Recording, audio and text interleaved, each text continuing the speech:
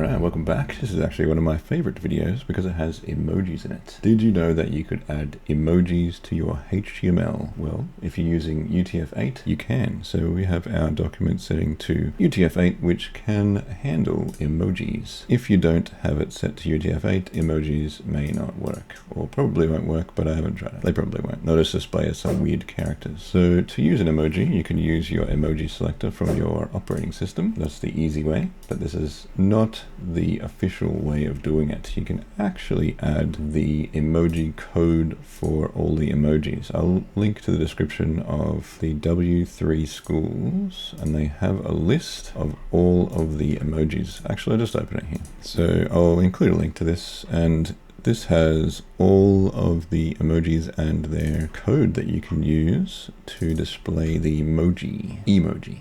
Alright, back to our file. How do we display an emoji with a code? Start with a p tag, do a hash, then the emoji code, then this. I think there's something else there as well. What did I miss? Apparently I missed the and before the hash. Put an and there, then it turns it into a emoji. Haha. Zoom in, 500% emoji. And that's it really. You can just go through the list provided and you can find all your favorite emojis. Pouting face. That doesn't look like a pouting face at all.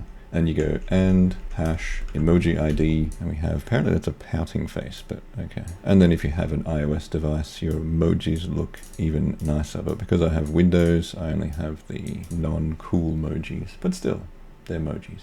So that is how you do emojis in HTML. Or if you have UTF-8 enabled, you can use your emoji selector on your computer.